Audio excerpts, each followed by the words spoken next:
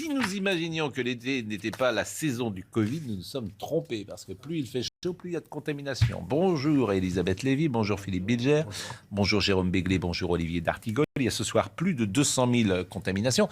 Bon, ce chiffre, il faut en même temps le mettre en perspective, parce qu'il n'y a pas de gens, ou peu de gens, qui rentrent en soins critiques aujourd'hui. C'est un Covid qui apparemment, et pas qu'apparemment d'ailleurs, a des effets plus légers, et c'est tant mieux. Il n'empêche que ce chiffre peut être inquiétant, et en tout cas, M. Braun, qui est le nouveau ministre de la Santé, parle de 7e vague. Nous connaissons actuellement une 7e vague de Covid-19. Les sous-variants d'Omicron BA4 et BA5, qui sont désormais les souches virales majoritaires, provoquent une résurgence épidémique sur l'ensemble du territoire national. La France n'est pas isolée dans cette reprise qui touche l'Europe dans son ensemble. La cinétique de l'incidence conduit à un nombre de cas qui augmente ces derniers jours. Nous enregistrons de l'ordre de 120 000 cas en moyenne cette dernière semaine, avec un nombre de cas qui devrait légèrement dépasser les 200 000 ce soir. Bon, le gouvernement a l'air plus raisonnable. Il n'a pas trop le choix non plus, parce que maintenant c'est plus compliqué pour lui d'appliquer unilatéralement des décisions fortes. Écoutez ce qu'a dit également M. Braun sur les bons réflexes. Alors c'est assez drôle, parce qu'il demande de reporter le masque, ce qu'il fait lui, dans une assemblée, mais ses collaborateurs n'ont pas le masque. Je le dis aux Français avec solennité. Il nous faut retrouver tous les bons réflexes. Nous pourrions légiférer sans cesse. Nous souhaitons plutôt que chacun puisse être réactif et toujours adapter ses comportements à ce que la situation exige. Aujourd'hui, c'est clair. Il faut mettre son masque dans les lieux bondés. Comme ici, par exemple. Il faut mettre son masque dans les transports en commun. Il faut mettre son masque dans les transports pour les vacances. Bon. On s'est trompé. Moi, la peur que j'ai, c'est qu'on n'échappe pas à... Mais on s'est trompé là-dessus. C'est-à-dire ? On pensait, en tous les cas, vous et moi, on pensait qu'ils allaient nous remettre des obligations. Moi, je vous l'avoue. Oui, je pense que c'est... J'ai peur que la pression soit parfois forte. Mais a priori, personne n'entre trop à l'hôpital. Fin du conseil scientifique le 31 juillet, oui. Mais qui va être remplacé par un comité de veille sanitaire, Oui. dont le Conseil d'État vient de dire que sur l'état de droit, c'est peu lisible, tout ça. Et dans cet article, peu de choses précisées, mais qui peut ouvrir à pas mal de choses au final. Donc on est dans un entre-deux de nous. Mais moi, je suis un peu comme Jérôme, qui ne s'est pas encore exprimé, on en a assez le fait de retomber dans un... de devoir commenter, réagir à ça, c'est une... En fait, bon, sur le pass... cette réflexion, nous sommes le 5 juillet, on va partir en vacances. Oui. On a donc la 7e vague et 200 000 cas, la guerre à nos portes, l'essence à 2,50 €, les grèves de la SNCF, la crise économique qui nous guette. Je me dis, mais quand on a envie de pleurer, on a envie de s'enfermer dans un ashram au Tibet et puis jamais de sortir quand on entend ça. Non mais, je sais pas, mais vous vous rendez compte Moi non, mais... de la masse de mauvaises nouvelles qui nous ensevelissent. À un moment donné, on pourrait se dire, foutez-nous la paix pendant 2 mois, quoi. Juillet et août, on va voir nos grands-parents, nos amis. Mais enfin, le monde ne peut pas s'arrêter parce qu'on veut partir en Non, mais vacances. on peut voir les choses sous un angle un petit peu différent, quoi. Et on ne parle pas de la sécurité au Et quotidien. je ne parle pas de la sécurité. oui, ça va, la journée s'est bien passée. Je vais vous donner le 06 de Vladimir Poutine pour qu'il arrête la guerre entre juillet et août. Je dis pas d'arrêter, mais Allô, essayons de Monsieur voir Poutine. les petites fenêtres de ciel bleu. Qu'on nous dise pas. Non, mais là où vous avez... Non, mais ces chiffres... On n'en peut plus, quoi. Non, mais c'est les contaminations... Laissez-nous respirer et laissez-nous sourire. Laissez-nous... Bon. Mais, J'aime bien les gestes, votre gestuelle, cher Jérôme. Comment dire, les contaminations, il faut peut-être arrêter de se... Oui. Simplement de se... 206 000 nez qui coulent, bon, bah, ça va. Voilà, bon, alors écoutez en revanche le pass vaccinal, parce que c'est intéressant, parce que M. Braun, manifestement, il n'est pas sur la même ligne que M. Véran. Je vais être très clair, alors que j'entends ici ou là qu'il s'agit d'un retour au pass vaccinal. Cela est faux, et nous devons la clarté à celles et ceux qui nous écoutent. La possibilité juridique de mettre en œuvre un pass vaccinal pour accéder à certains lieux publics de la vie courante s'éteindra le 31 juillet prochain. Et l'article 2 du projet de loi ne permet pas de le remettre en œuvre. Voilà qui est intéressant. Moi qui me plaignais qu'on n'ait pas de bonnes Voilà nouvelles. qui est intéressant. Ils ne peuvent plus faire ce qu'ils veulent maintenant. C'est différent, les choses ont changé. Mais vous demandiez des bonnes nouvelles, En voilà une. elles arriveront en fin d'émission et elles seront destinées à notre ami Olivier d'Artigol. On prend un coup de pression à 20h10. Il y aura. Il y aura quelques bonnes nouvelles pour notre ami Olivier d'Artigol qui va partir dans quelques jours en vacances. Ah oui. L'URSS revient Voilà, comment L'URSS revient Pourquoi Non, je vous en t'es prie. désagréable? Et voilà, il est vraiment... Mais non, il y a une grève, il va soutenir la grève des transports. Justement, la grève de la SNCF. C'est notre deuxième sujet du jour, parce que lorsque l'été revient, la grève revient également parfois à la SNCF. Mais il faut entendre les revendications. Il faut entendre les revendications, notamment salariales, de la SNCF. Il y a 4 syndicats représentatifs de la SNCF qui ont appelé à la grève pour réclamer des hausses de salaire face à une inflation qui s'envole. Moi, je les entends, je vous assure. Ce dont je rêve pour la SNCF, une fois pour toutes, c'est qu'on met tout le monde autour de la table et on se met d'accord, on négocie, et pendant 10 ans, il n'y a plus un problème. Négocier, ça veut Voilà. dire quoi? Mais- Il n'y a plus un problème. Mais je vous assure, C'est pas le pays de oui non plus. Hein. non, je Non, mais il a vais raison. vous dire, Jérôme, je pense que dans ce pays, ceux qui dirigent font n'importe quoi, dans plein de domaines. L'éducation nationale, l'hôpital, la SNCF, tu peux prendre tous les sujets. Pardon. Je suis désolé, moi j'entends ce que disent les gens de la Cheminot en SNCF, France en 2022, je suis... pas- N'est pas l'enfer. l'enfer. Mais Ni en termes de... pardonnez-moi, ni en termes pardonnez-moi, de revenus. pardonnez-moi, j'entends ce que ces gens-là disent. Quand ils disent qu'il n'y a pas d'investissement, ils ont sans doute Ou de la raison. sous-traitance. Quand ils où disent, le boulot est mal quand fait. ils disent que ce n'est pas attractif parce qu'ils ne sont pas assez payés, j'entends. Quand ils disent que pour recruter quelqu'un qui s'occupe des caténaires, il faut être hyper spécialiste, j'entends, etc. J'entends tout ça. Je vous dis, j'entends également que la SNCF soit un monopole naturel, ça n'a pas de sens de faire des lignes privées. Pardonnez-moi de le dire comme ça, c'est un service public.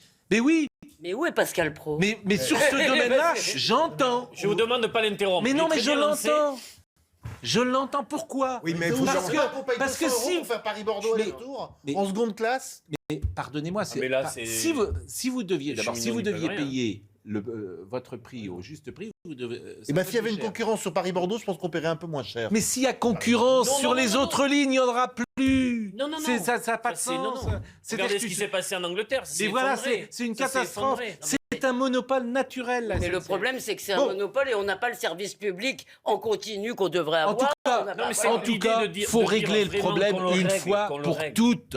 On met tout le monde autour d'accord et pendant 10 ans, on bouge plus. Est-ce que c'est possible de Mais- dire les salaires, on se met d'accord, vous êtes à ce niveau-là et pendant 10 On ans, arrête avec il y la a plus de sous-traitance grève. des Est-ce que vous lignes. pouvez C'est en- possible ou pas Mais Est-ce m'étonnerait que vous toujours. pouvez entendre aussi qu'on est quand même, si vous voulez, il y a beaucoup de gens en France qui ont de gros problèmes, qui ont des salaires qui ne sont pas ceux des cheminots, qui n'ont pas les primes, qui n'ont pas toute l'armature sociale de la SNCF. Écoutez, on peut aussi entendre, au moment où on demande des efforts à tout le monde, ça paraît quand même, excusez-moi, On ne va pas demander des efforts aux cheminots. Mais attendez, ils ne gagnent pas le SMIC. les cheminots ne gagnent pas le Ils gagnent SMIC. C'est-à-dire qu'ils ne début de gagnent pas carrière, parfois t'es très certains bas. le SMIC et la SNCF qui est dans l'illégalité est obligée de, lorsque par exemple ils sont malades, ils arrivent avec le SMIC avec les primes. Et lorsqu'ils sont malades, la SNCF est obligée de donner plus que le salaire de base parce qu'autrement ils sont dans La veille au soir, tu sais pas où tu vas le lendemain. Écoutez Monsieur Villedieu, ça fait plusieurs fois de Sudrail que je le reçois et franchement, Ah oui, écoutez-le. Dieu, il est net. Hein. Bah, écoutez Monsieur Villedieu. Il y a un vrai souci aujourd'hui, il y a un souci de pouvoir d'achat, il y a un souci d'inflation et il y a un souci de petits salaires à la SNCF. Donc est-ce qu'on doit compter sur la générosité de Farandou pour les augmentations de salaire ou des branches professionnelles? Et ben, d'ailleurs, de ce point de vue-là, il y a un certain nombre de grèves qu'il y a dans toute une série de secteurs pour attendre, enfin, espérer avoir des augmentations de salaire qu'on demande depuis des mois et des mois. Ben non, ça n'arrive pas. Donc du coup, eh ben, on force le trait et on fait une grève. On fait une grève par ailleurs un mercredi, parce que j'entends, alors quand on fait grève le vendredi, c'est pas bien parce que c'est tel final. Quand on fait grève le week-end, c'est pas bien parce que c'est les grands départs. Donc là, on fait grève un mercredi, eh ben, c'est toujours pas bien. En fait, en gros, faut jamais faire grève, quoi. Jérôme, ça vous interpelle pas que 3 grands services publics, l'éducation nationale, l'hôpital et la SNCF disent mot pour mot les mêmes choses, c'est-à-dire pas d'investissement, petit salaire et traité n'importe comment? Si Oui, vous voulez mais- me dire que les services publics français fonctionnent mal, oui. ce sont des services publics dans lesquels, depuis 40 ans, on déverse milliard après milliard et ils fonctionnent moins bien que les services publics italiens, anglais, espagnols, allemands, qui ont été moins bien traités. Mais bon, Pascal... Simplement qu'on ne vienne pas me dire qu'être fonctionnaire en France, aujourd'hui, c'est atroce. Non. Et qu'on a des petits salaires et qu'on travaille beaucoup. Oui, pas oui, vrai. tu as des petits C'est salaires. pas vrai. Je Pascal, préfère oui, que les artisans, se plaignent en disant on travaille T'as un réflexe 50 heures par pavlovien. semaine et que Tu les as un agriculteurs réflexe- se plaignent en disant Tu as un 50 heures réflexe, par dès semaine. qu'on te dit service public, tu as ce réflexe pavlovien. Non. Mais je t'assure qu'il y a de la précarité dans la fonction publique, dans les 3 fonctions publiques, qu'il y a des petits salaires, que même un prof en milieu de carrière aujourd'hui, c'est 2000 €. Ah, il pourrait être Mais payé enfin, davantage. Isabelle c'est clair. Piboulot, la Minute Info, Non, 20h15. mais c'est clair, bien sûr.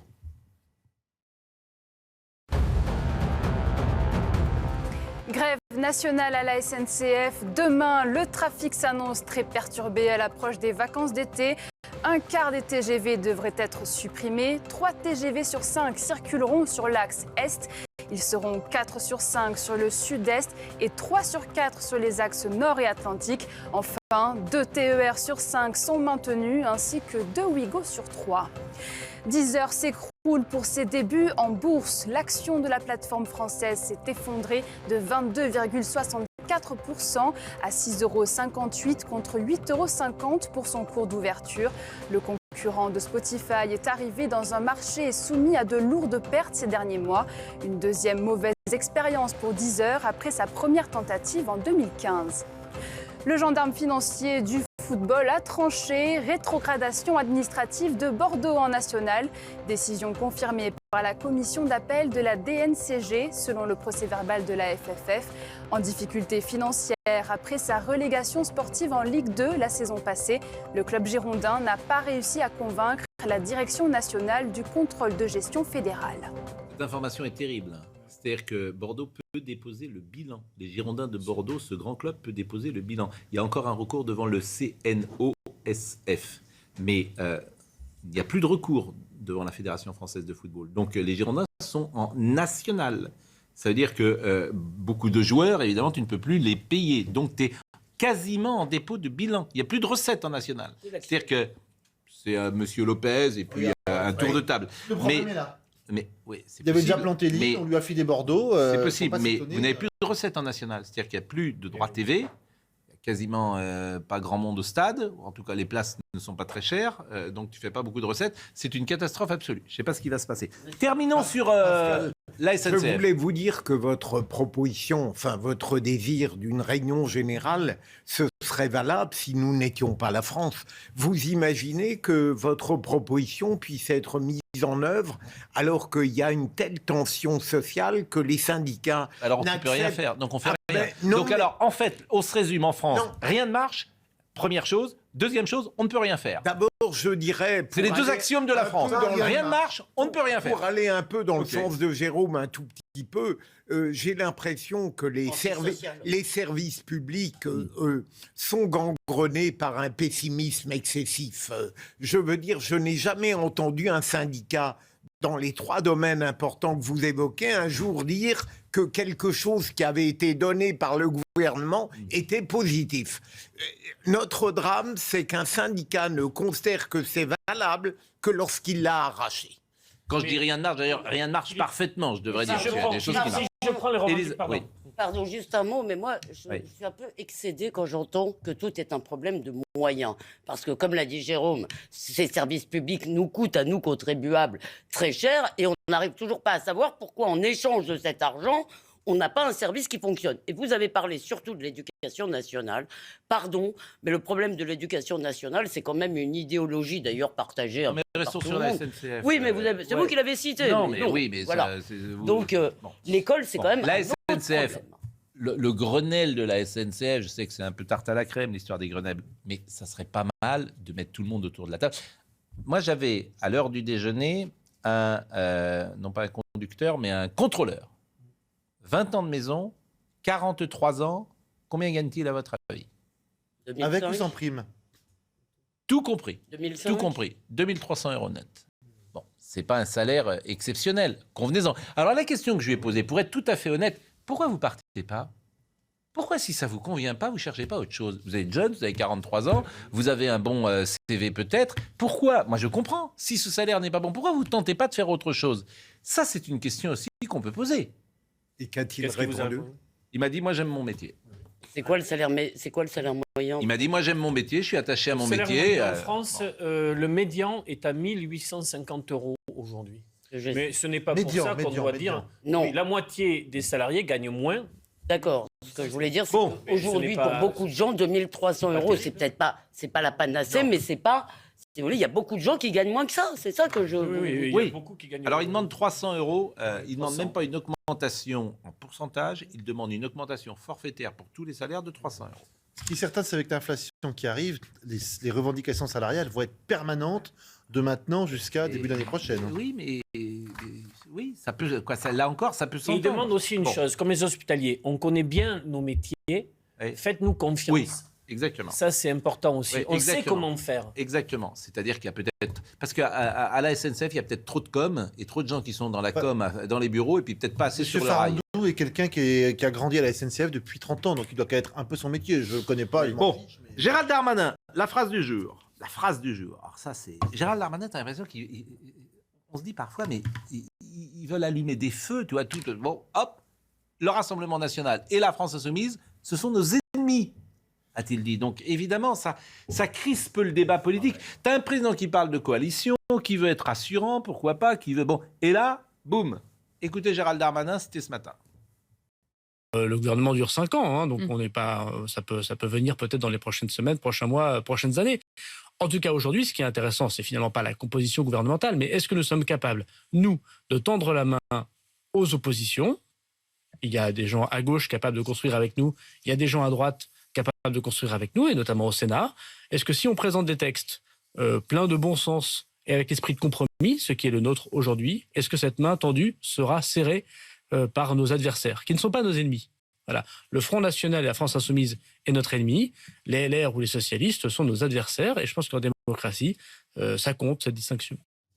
C'est extraordinaire. Un ministre de l'Intérieur qui dit le Front National, c'est notre ennemi. Je vous Mais assure. en fait, Ça Pascal, n'a pas été le cas pour les... D'abord, c'est plus le Front il National. suit un faudrait peu dire. ce qu'avait dit le président d'une certaine manière lorsqu'il avait exclu LFI et le Rassemblement national de la responsabilité d'être un parti de gouvernement. Mais ce qui me frappe, je ne sais pas si ailleurs on est aussi indigné que nous sommes nous, mais c'est inimaginable qu'un ministre de l'Intérieur puisse, à propos d'une élection législative qui a vu apparaître 3 mouvements à peu près égaux à l'Assemblée nationale, se permettre de qualifier d'ennemis les résultats d'une démocratie. Mais moi, je n'abuse pas des indignations en général. Je suis frappé de voir que personne ne réagit. Mais parce que on a le droit de tout dire sur le Rassemblement National et Parce que peut-être c'est- de la France Pardon, mais Insoumise. sur le Rassemblement National, c'est pas le seul. Toute la gauche, excusez-moi. Non, mais le mot ennemi.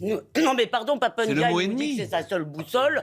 La France Insoumise passe son temps à les insulter. Clémentine Autain parle de l'extrême droite haineuse. Donc, si vous voulez, moi, je suis pour, évidemment, qu'on n'exclue ni les uns ni les autres. Ce sont des élus du peuple. Et, évidemment, ils sont légitimes. Mais il faut reconnaître que, s'agissant du Rassemblement national, Gérald Darmanin n'est pas le seul. Toute la gauche fait ça du matin Jérôme au Béglé. soir. 3 petites choses rapides. Papendiaï, c'est scandaleux ce qu'il a Papendiaï, dit absolument. dans une interview au 3 petites Parisien. choses rapides. D'abord, un vocabulaire guerrier prononcé par un ministre de l'Intérieur, ça me gêne. Ennemi, c'est pas un mot neutre, surtout quand on est en période de guerre. Deuxièmement, un député en vaut un autre. Donc un député Rassemblement national élu en Haute-Saône vaut un député LREM élu à Paris, pas plus ni moins. Troisièmement, j'essaie de faire un décryptage politique. C'est quoi le rêve de Darmanin? C'est de faire une alliance avec son ancienne famille politique. Je dis, dans ce cas-là, mon pouvoir politique est rehaussé. Si la majorité à laquelle j'appartiens, LREM, vient avec la majorité, mon ancienne famille politique, à ce moment-là, je suis encore solidifié dans mon rôle. Donc il essaie de faire ça. Et oui, Réaction. Jérôme, On va y arriver. il veut faire oublier d'où il vient. Je veux dire, Réaction. moi, je ne lui reproche pas. D'ailleurs, j'aimais beaucoup le Darmanin d'avant. Réaction. Mais, pardon. Non, je vous en prie. Réaction de Marine Le Pen pour Gérald Darmanin. Les députés du Rassemblement National sont des ennemis. Je rappelle au ministre de l'Intérieur que les députés sont des représentants du peuple et qu'il insulte ainsi des millions de Français. Ses propos sont contraires aux valeurs de la République. Je pense surtout que c'est contre-productif. productif. Oui, C'est ça totalement, qui me totalement. fascine Oui, à mais- chaque fois. Mais bon. Vous savez, on revote Et- demain. Marine Le Pen, elle a 90 députés ou 100. Hein. Emmanuel Bompard a dit quand le ministre responsable, alors ils en ont 89, donc ça ne changerait plus, pas grand-chose. c'est Quand le ministre responsable des élections qualifie d'ennemis ses oppositions, ça n'augure rien de bon pour la démocratie. On va marquer une pause. Restez jusqu'au bout ce soir parce que notre ami Olivier d'Artigol va prendre quelques jours de vacances et à cette occasion, nous lui avons réuni une C'est les congés payés. Exactement. Les salopards à casquette de 36. Que Écoutez, le patronat nommé. Voilà, vous aussi, vous en bénéficiez. Cher Pascal, les congés payés, bien en sûr. repos. Mais bien La sûr, paresse. le grand. Mais écoutez, je ne souhaite pas Je me mets en mode autodéfense. l'abrogation des congés payés. Mais je pense que le mot congé payé doit faire sourire Benjamin qui a lui-même réalisé la petite séquence qu'on verra tout à l'heure. Je pense que en même temps qu'il vous écoutait, il devait sourire intérieurement. Mais Je le salue. Benjamin qui avait On a des photos de lui sur son yacht. Nous verrons tout à l'heure. Nous verrons. Restez jusqu'au bout avec nous. Car d'abord, Allez-y. non mais allez, ce sont les vacances. C'est Nous sommes l'ancien un peu yacht de légers. Steve Jobs, c'est ça Et Olivier d'Artigol, et d'abord c'est un plaisir de vous avoir pour tout vous dire autour de la table. C'est un plaisir d'avoir effectivement des opinions plurielles. C'est joliment dit. Mais bien sûr. Des ennemis. Et on peut se rejoindre parfois sur C'est quelques vrai. sujets, car nous sommes des hommes et des femmes de bonne volonté, comme disait Jules Romain. La pause et nous revenons. Ah non, mais c'est... Il est 20h30, Isabelle Piboulot. En Ukraine, Sloviansk bombardé massivement par les Russes. Un bilan fait état d'au moins 2 morts et 7 blessés. Cette ville, située à l'est du pays, est la prochaine cible de Moscou. Le maire appelle ses quelques 100 000 habitants à se mettre à l'abri. La ligne de front se trouve désormais à quelques kilomètres. Les forces russes poursuivent leur offensive destinée à prendre le contrôle de la région du Donbass.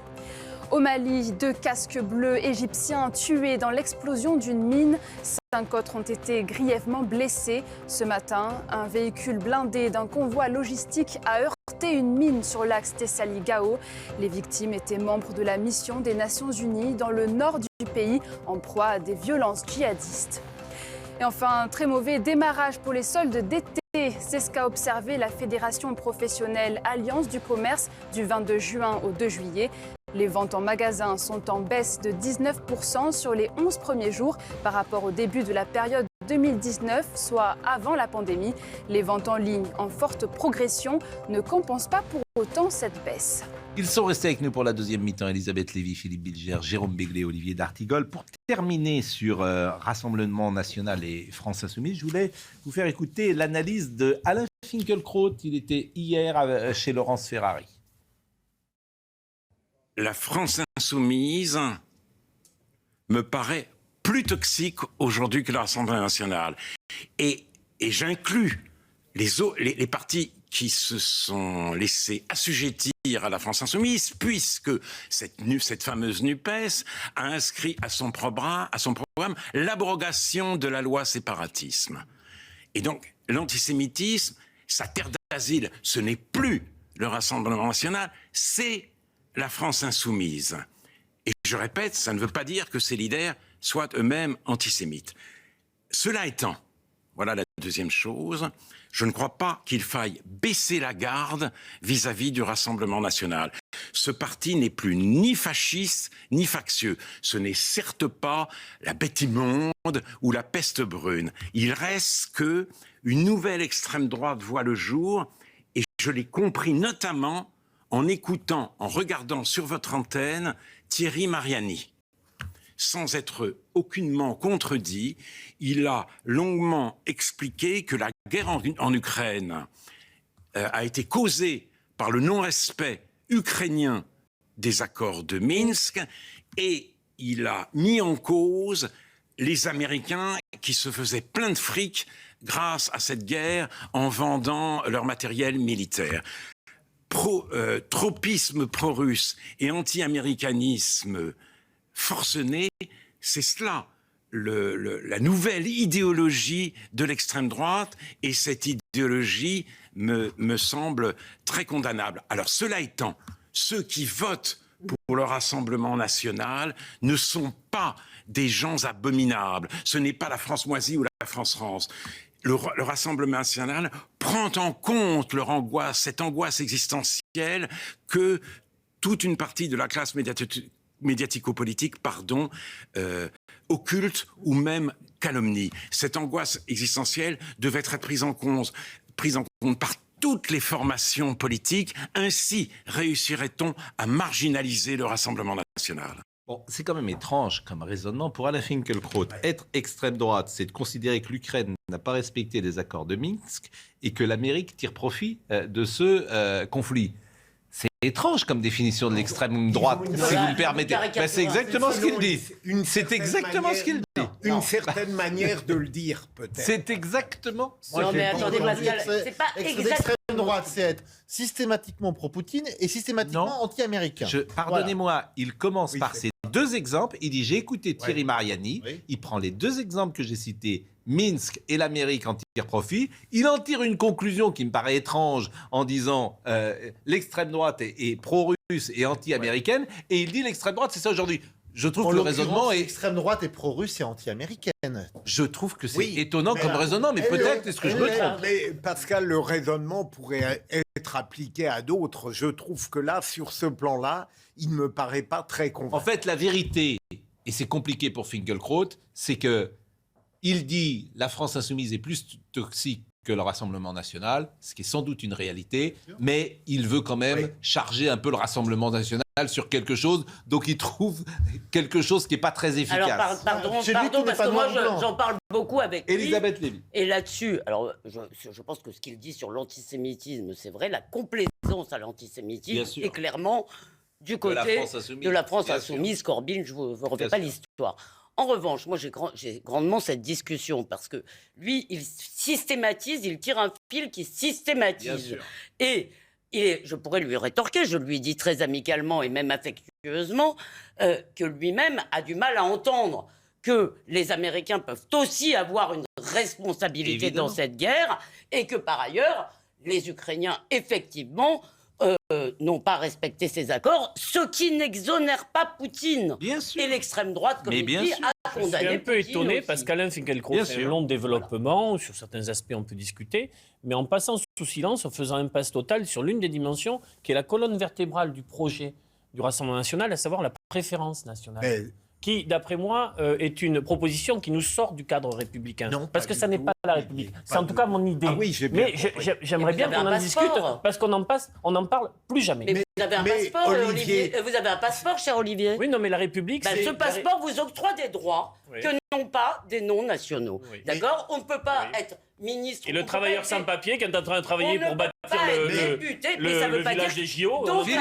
Donc la France est un droit de l'homme pour vous. Mais Olivier, c'est l'argument choc de certains médias et de certains... La préférence nationale peut faire l'objet d'une contestation politique vigoureuse, mais je ne vois pas au nom de quoi ça sortirait le Rassemblement national du cercle républicain. Tout simplement parce que l'idée même de notre République, sur le plan, c'est consubstantiel, fait que ça ne peut pas être la préférence nationale. Pourquoi ? C'est qu'une personne, quelle que soit son origine, quelle que soit, elle a vocation, si elle est là, si elle est intégrée. Je prenais l'exemple des travailleurs sans papier sur le village olympique aujourd'hui. C'est un scandale en Seine-Saint-Denis. Il ne devrait pas y en avoir, travailleurs sans papier. Mais Olivier, ça relève de la politique. Ça relève de la politique. Je dis qu'il y a une place dans notre société, dans notre République, qui ne peut pas être prise à l'aune de cette préférence nationale dont on sait très bien que la musique, la couleur de cette proposition, c'est le droit du sang. Mais le droit de vote, c'est une préférence nationale, enfin. Oui, mais ce que je veux te dire, c'est que la manière dont c'est exprimé par les responsables du Rassemblement national que je croise souvent sur le plateau, c'est ça exclut de la communauté nationale des personnes qui aujourd'hui, pourtant, participent beaucoup, y compris à la richesse produite. Écoutez... Non, mais on n'en parle plus jamais. Mais parce qu'on n'en parle plus jamais, parce que ces arguments ne ne Je passe crois que plus. ce que je dis là est plus important que Ne- non ne- passaran et antifascisme. Franchement, je pense que c'est plus mais intéressant. Olivier, ces arguments ne passent plus. Pourquoi? Parce que dans un pays où l'immigration a été massive, où il y a énormément de chômage, il y a une forme de bon sens à faire Alors, elle n'est une pas préférence massive. nationale, peut-être pour les Alors, Français, elle plus n'est que pas de, ma- plus alors, que de elle faire n'est pas venir massive. des étrangers pour Elle travailler, n'est par pas exemple. massive Et énormément de travailleurs et énormément de travailleurs étrangers Bon. participent Mais peut-être. à la création de la Mais richesse. je vous répète, par exemple, pour voter dans une municipale ou dans l'argument d'Elisabeth est excellent, c'est une préférence nationale. Le droit de vote est une Le préférence. droit de Je vote. vois bien comment vous répondez. Mais non, mais Je parle pas. non, mais le c'est un réponse, bon c'est exemple. ça. C'est extraordinaire, Le droit mais de vote, donner le vote à tout le monde, si Ah, vous moi, le je souhaitez. suis pour le droit de vote aux élections locales à partir de. Bien sûr. de temps Mais d'année. pardon, Mais vous êtes logique d'ailleurs Vous refusez là-dessus. toute Bon, distinction. la motion de censure. La motion de censure demain, qui sera déposée à l'Assemblée nationale. Écoutez Jean-Luc Mélenchon, parce que visiblement, il n'y a que la France Insoumise qui va déposer une motion de censure. C'est très important de savoir qu'en toutes circonstances, nous défendons la démocratie, mais de mille manières. Par exemple, quand nous allons voter, nous allons proposer la censure, comme l'a proposé l'intergroupe NUPES à l'Assemblée nationale, et que nous allons le mettre aux voix. Bien sûr que nous savons que nous pouvons perdre, bien sûr, mais nous défendons la procédure démocratique. Karl Marx disait que la procédure était la mère de la liberté. Mais oui, parce que c'est en passant par des formes organisées et structurées que vous arrivez à dénouer une situation que sinon, il faut dénouer à coups de bâton. Mais il n'est pas député. Non. Ben non. Non, mais il Le n'a pas, nous, il n'a pas c'est dit quoi, qu'il c'est un prenait nous de sa- majesté, Il n'a c'est pas dit un qu'il nous, prenait sa retraite politique. Et il dirige donc le groupe à l'Assemblée de Il l'extérieur. ne s'est C'est un jamais plus, non-député qui dirige le groupe. il ne s'est alors jamais qu'il n'est pas plus élu. occupé de l'Assemblée nationale que depuis qu'il n'y est plus. Ah oui. Non mais c'est quand même étrange. Hein, quelqu'un qui dirige de l'extérieur, comme il disait, je dirige avec mon téléphone portable, donc il doit inonder tous les députés. Édouard Philippe de n'est pas texto. député, pourtant il s'occupe de On l'actualité l'entend pas matin, politique. midi On et n'entend soir, pas Édouard Philippe il parler. sanctionner ses Il est députés. plus discret, reconnaissez-le. Olivier. Oui, là c'est vrai. Je vous ai connu plus efficace dans l'argumentation. Ça Franchement, m'a fait. Édouard Philippe, si vous me permettez, ça fait un moment Non, mais qu'on de l'a toute façon, pas. c'est pas Sur les plateaux de Je sais télé, pas, matin, Jean-Luc midi et soir. un Mélenchon moment n'a qu'on pas l'a pas annoncé entendu. sa retraite politique. Voilà, il Non. aurait pu le faire, il ne l'a pas fait. Non. Motion de censure demain, qui a peu de chances d'être adoptée, puisque, a priori, le Rassemblement national ne votera pas. Abstention constructive, comme ils disent. Exactement. Alors, parmi les petites informations qui nous ont amusés, si j'ose dire, dans la journée, le Conseil de Paris, bon, Dati et Hidalgo, il faut qu'elles montent sur scène. Hein. Maintenant, Ah, ça- c'est plus et sur scène, SEINE si on veut, mais aussi sur scène, parce que là, c'est un spectacle. C'est spectacle permanent. Alors, pour tout dire, si j'étais le professeur, je dirais que c'est quand même Anne Hidalgo qui a commencé. Parce qu'évidemment, elle cherche, comme on dit. Elle cherche, c'est-à-dire qu'elle va donner la parole à Rachida Dati, vous allez voir l'exemple. Bon, c'est vrai qu'Anne Hidalgo, après son brillant parcours à l'élection présidentielle, on pourrait imaginer... Rattrape un peu son caquet. Bon, Et à pas- Paris. eh ben, pas du tout, pas du tout. C'est-à-dire qu'elle n'a jamais gagné une élection sur son nom, Anne Hidalgo. Hein. Jamais. Municipal. Jamais sur son nom. Jamais. Jamais. Elle a toujours été battue partout. Jamais. C'est un scrutin d'arrondissement. Mais ça, c'est important de le dire parce qu'effectivement, elle n'a jamais gagné sur son nom. Et quand elle s'est présentée, elle pensait être présidente de la République, elle a terminé à moins de 2%. Bon. Mais, Mais elle a quand même gagné les municipales, avec le scrutin qu'on connaît. oui, elle- Rachida Dati ne l'a Mais- pas. Il n'a pas dit qu'elle n'allait pas gagner, il a dit qu'elle Sur n'allait pas son gagner nom. sur son nom. c'est tout. C'est tout ce que je veux dire. Les Bon. candidats dans les arrows étaient Et dans les Madame candidats. Hidalgo, franchement, qui a perdu une occasion de se taire, parce que Paris est dans un état. Ah ouais. Ah non, mais c'est plus possible. Mon Dieu, Il y a pas mais 300 Paris est mètres dans sans un qu'il y ait un état, mais On ne vit pas le même Paris. mais- Annulons les JO. Mais je veux dire, Vous êtes aveugle. il y a des rats maintenant grands comme ça. Il y a des- je veux dire, Non, mais les Non, non, mais- les je veux dire, Parce c'est que- un truc absolument de fou. Moi, je veux partir en vacances, je veux dire, parfois, tu es content de partir. Bon, alors, on va écouter cet échange de conseil municipal. Non, mais c'est vrai que c'est jamais, c'est laid. C'est Non, c'est il y a d'une des- laideur des- inouïe. C'est Il y a des- sale. C'est Des laideur. endroits magnifiques. à Ah bah Paris. oui, oui, ceux qui ont été construits au XVIIIe siècle, vous avez raison, ou au Il y en a, XVIIe. il y a encore quelques Je lieux reste préservés. contemplatif. Moi, je suis peut-être un Ah ouais. provincial, hein, Oui. mais Ah oui. toujours, je reste C'est contemplatif. votre charme, mon cher Oli. Par rapport à Paris, vous êtes. Mais j'espère On que est vous allez content. tous Alors, dire écoutons. comme c'est bien les femmes en politique. Et que ça mène de Écoutons la cet douceur. échange parce que c'est elle qui commence. C'est elle qui commence. Alors, faut pas s'étonner en classe. C'est l'instant récréation. 10 ans, Madame Hidalgo, et alors Rachida Dati, bon, elle Mais répond. faut pas la chauffer beaucoup pour qu'elle Elle répond. Elle répond. C'est bien, c'est la politique, c'est bien. Allez-y, les filles. Et sans plus attendre, et avec tout le suspense qui se doit, la parole à Madame Rachida Dati, qui, je le rappelle, n'a toujours pas gagné une élection encore à la dernière élection. Et je lui donne la parole. Merci Madame Rachida Dati. À vous la parole. Quand vous gagnerez une élection sur votre nom, surtout vous nous alertez. Parce que nous, les 1,7%, on n'y est pas abonnés. Hein. Voilà. Ça, c'est votre bilan. Voilà, même dans le 11e, ça fait 20 ans que vous perdez toutes les élections, c'est vraiment dommage pour votre nom, toujours battu sur votre nom. Ça vous collera à vie. Voilà, quand vous finirez votre mandat. Mes chers collègues, je préfère ceux qui me collent à vie que ceux qui vous collent à vie. Ah, ça fait mal, hein? Ah, on s'en remet pas. Hein. Ça va vous faire mal. Ça va vous faire mal. Ça va vous faire très très mal. Je le sais. Et dans l'avenir, ça va vous faire encore plus mal. Nous, on est là. Vous étiez à Abidjan. Et moi, je suis là. En Arménie, vous êtes partout, sauf à Paris. Donc voilà. Là, on va vous ramener. Alors là, vous allez descendre sur terre. C'est difficile pour vous d'aller dans ces endroits-là, surtout en Arménie. Vous allez descendre sur terre. Donc, Madame Hidalgo, vous allez descendre sur terre parce que là, les réalités vont vous rattraper. Un peu de douceur. Moi, je trouve que c'est bien la haine. Parfois, tu palpes, et puis tu la sens. Voilà, on est presque à venir aux mains. On sent qu'il y a quelque chose là. En même temps. Mais Anne Hidalgo, c'est elle qui a commencé. Nous sommes d'accord. Rachida Dati, elle a raison. Rachida Dati, elle a raison de répondre et puis elle sait répondre. Elle sait répondre. Mais c'est quand même Anne Hidalgo qui a Mais commencé, je trouve que Rachida Dati, par rapport à d'autres interventions, était relativement calme. Ah mais elle est bien. Mais pourquoi elle est très bien, Rachida Dati? Moi, je dirais un combat de 4 féminins dans la boue. Ah non, mais je trouve qu'elles sont pas au même niveau quand même. Rachida Dati, voilà, elle est plus elle est solide dans chibi, mais avec classe. Voilà. Non, elle a un petit sens de la répartie. Mais cela dit, ce qui est amusant, c'est pour tous les gens qui nous expliquent que les femmes vont apporter autre chose. Ah oui, mais vous n'aimez pas les femmes. Ça, c'est un truc que je j'ai compris avec vous. Je n'aime pas votre féminisme de repentance. Voilà. C'est ça que Dès que vous voyez un homme qui va défendre une femme, là, ça... J'ai compris que vous, effectivement, vous n'aimez pas les femmes. Bon, cette séquence... J'aime pas les femmes, j'aime des femmes, d'abord. Et la femme. Voilà. Exactement. L'essence de la femme. Vous êtes la seule femme parmi les hommes, en fait. Oh, c'est pas désagréable. Voilà, c'est ça. Ça permet de se plaindre. 20h45, la Minute Info.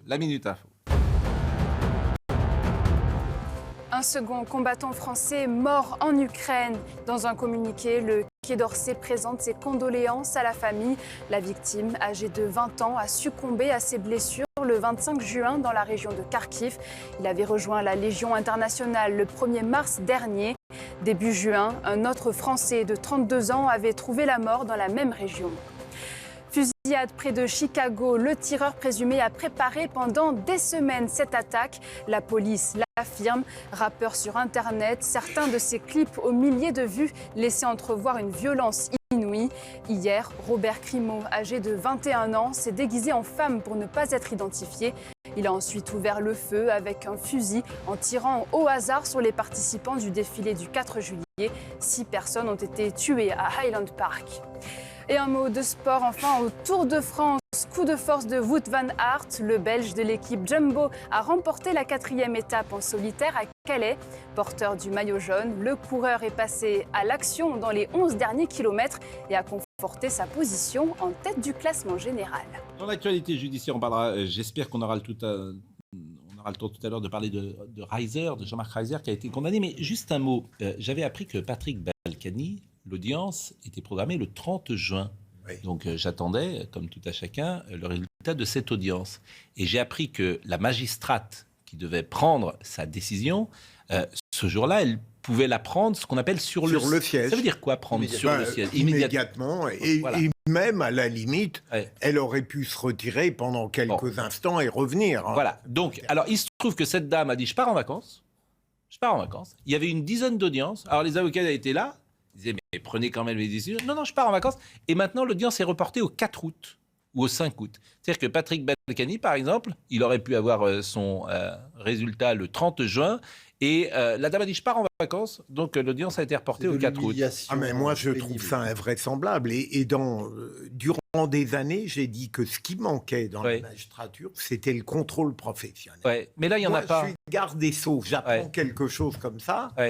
mais il faut un vrai garde des Sceaux et pas une mission d'inspection. Et pas une mission d'inspection. Mais en fait, ils ont tous les droits, les magistrats en France. Non, mais... Ben si, ils sont jamais sanctionnés. Les journalistes, ils sont sanctionnés de temps en temps. Les politiques sont sanctionnés, etc.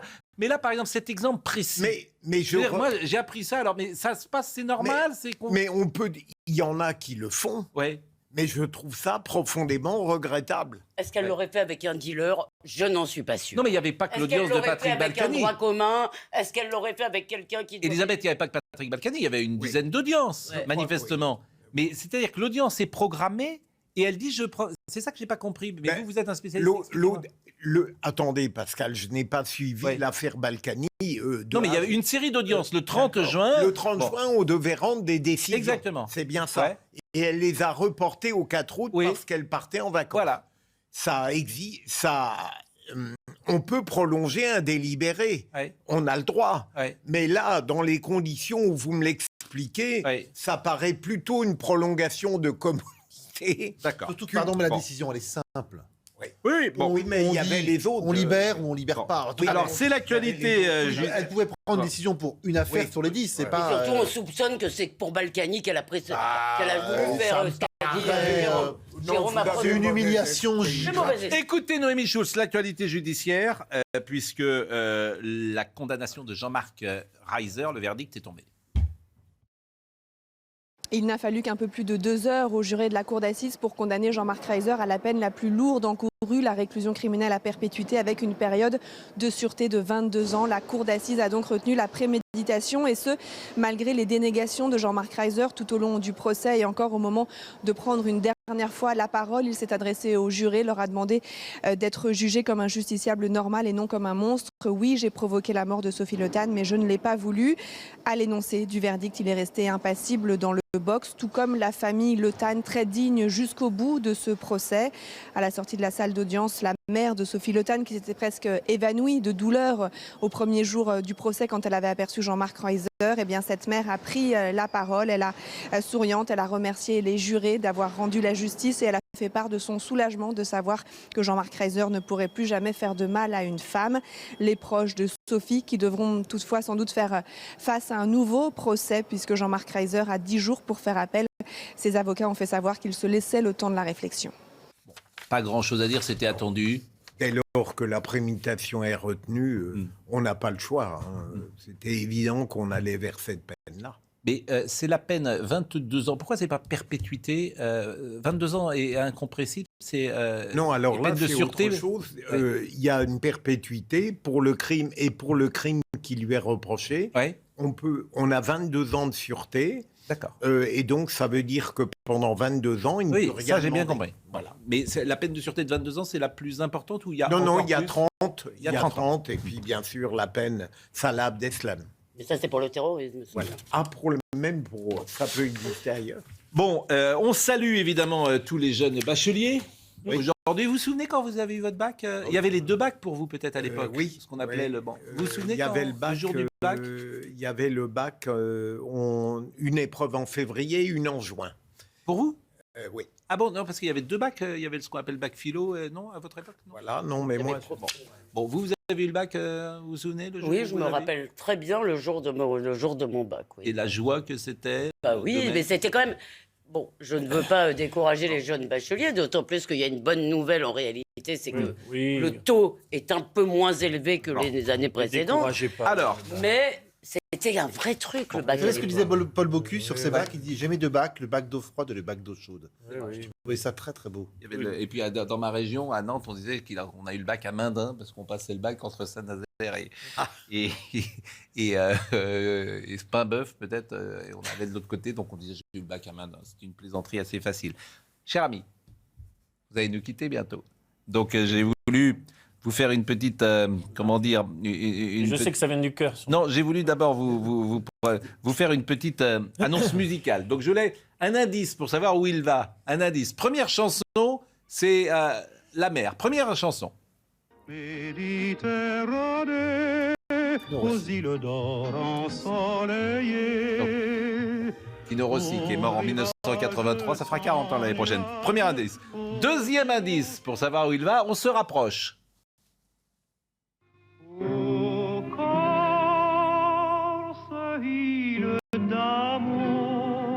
Tous nos amis corses nous écoutent ce soir. Sa maison est au Sanguinaire. Au Sanguinaire, magnifique, bien sûr. Et Rien à voir avec c'est un la musée politique. d'ailleurs, le musée Tino Rossi, non Il pourrait faire beaucoup plus à Ajaccio sur la Bon. mémoire de Tino aussi. Exactement. Et puis troisième chanson, toujours de Tino Rossi, puisqu'on l'honore, avant la surprise finale que vous imaginez peut-être. Regardez, la troisième chanson, c'est celle-là.